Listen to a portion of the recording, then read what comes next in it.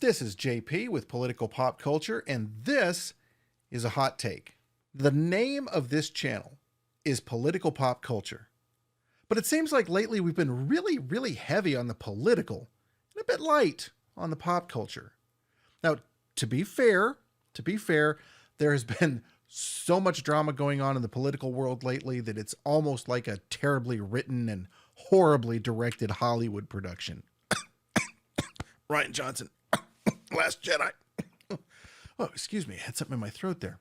Anyway, the story I've got for you today, I think really does a great job of combining both the pop culture and a little bit of the political. The story today is about one of my favorite movies of all time, The Birdcage. If you haven't seen it, you need to. It is an absolutely incredible movie. It's celebrating its 25th anniversary here next month. It starred Robin Williams at what I believe was his comedic best. Starred Nathan Lane, Hank Azaria, Gene Hackman, Callista Flockhart. I mean, just had an absolutely amazing cast. And it was a wonderfully funny movie. And again, if you haven't seen it, go see it. So anyway, the movie is coming up on its 25th anniversary of its theatrical release. And now Nathan Lane, who was one of the stars of the movie, has been making headlines talking about a potential sequel. And really quick, before I get into the story, I just have one quick thing to say to Nathan Lane. And I know he's not going to hear this, but just on the off chance that Nathan Lane ever hears this, first of all, I love your work. You're amazing. Beautiful. I love it. But please stop it. For the love of God, just please stop talking about a sequel to this movie. This movie did not need a sequel. It was an amazing movie. It was perfect. Stood completely on its own. Stop it. Anyway, that said, getting on with the story. So this story, Nathan Lane teases the Birdcage sequel, saying this idea is so good, and Starina Rides Again is the name of this potential sequel. So the basic story here, so I'm not going to read every word of this, but the basic story, Nathan Lane was listening to a podcast, and this podcast, it was a British podcast where these guys were pitching sequels that nobody asked for films that they loved. And this one was entitled The Birdcage, Starina Rides Again. So Nathan Lane heard this and he thought, oh my God, the idea was so good. He showed it to his manager. His manager said, oh my God, this is so good. So they take it to MGM. MGM says, oh my God, this is so good. So they optioned it. And then Nathan Lane went to Hank Azaria, who you can see here. So Hank Azaria, he went to Hank Azaria and said, we're talking about this sequel. And, obviously, you would need to come back for your role as Aguador Spartacus. And Hank Azaria said, yeah, no, can't do it. And Nathan Lane is like, why? Why couldn't you come back and do it? And Hank Azaria, if you're not familiar with Hank Azaria's work, I don't know anybody that isn't, but on the off chance you're not familiar, Hank Azaria is one of the most prolific voice actors ever. He plays a ton of voices on The Simpsons. One of those characters that he has played in the past was Apu. And in 2017, there was a big dust up about Hank Azaria playing this Indian character. And this was cancel culture coming after Hank Azaria for a white guy for playing an Indian character. Never mind that literally the definition of actor is pretending to be something that you're not. So he quit in 2017. He said, I'm done. I'm not going to play Apu anymore. So Nathan Lane comes to him with this and he says, oh my God, we need to do this movie. It's amazing. And Hank Azaria says, no, I can't. He says, I can't. The cancel culture mob will come after me for playing a Latin guy, just like they did when they came after me for playing Apu. So here you have not just a successful, but an incredibly successful actor in Hank Azaria. Obviously, a lot of his work has been on the microphone as opposed to in front of the camera.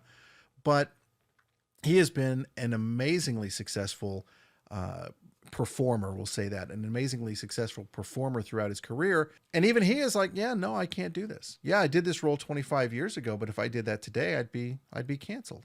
And Nathan Lane, he talks about that. He also talks about, I'm going to scroll down here a little bit. So one of the things that Nathan Lane talks about, Nathan Lane was the only openly gay actor in the main cast of The Birdcage, and he wasn't even openly gay until he started promoting this movie. That's when he came out and publicly came out. And so when you're talking about this movie, of course, the other thing you have to talk about, we know Hank Azaria played a Latin character, but Robin Williams, who literally everybody thinks Robin Williams was brilliant. Robin Williams, a heterosexual, played a gay character. Again, Robin Williams was an actor. He was pretending to be gay for a role he was playing in a movie, which again, definition of acting. But today people are up in arms about that kind of thing. You can't have a straight person playing a gay person. You know, that's horrible. Well, why is it horrible? I mean, you have seen gay people play straight people throughout history. Why can't straight people play gay people? Anyway, this is where we come to with the cancel culture. Here in the article, it actually says that Lane was notably the only gay character in the main cast of The Birdcage. But Lane says he does not believe gay roles have to be played by gay actors. And here he's quoted. He says, "Do I think maybe something special might come from it? Perhaps. You have to take into consideration the world we're living in right now. And on some level, you can't really fight it. Sometimes there's a point. Sometimes it seems ridiculous." Well, I agree. It's always ridiculous, though. I think it's always ridiculous when you ridicule an actor for taking a job where they're playing something that they're not, which is, again, the definition of acting. So, first of all, cancel culture, stupid. We've talked about this and talked about it. We'll keep talking about it until hopefully we make a difference. And all of you keep talking about it too, for God's sake. I mean, get out there and, you know, when you see the cancel culture in action, stand up against them, call them out on their BS. But here, cancel culture preventing somebody like Hank Azaria from even considering doing or reprising a role that he played 25 years ago. And then also, you have the idea of making a sequel for this movie, which is just a terrible, terrible, terrible idea. I love The Birdcage. Again, if you haven't seen it, go watch it. Cancel culture bad, Birdcage good. Sequel?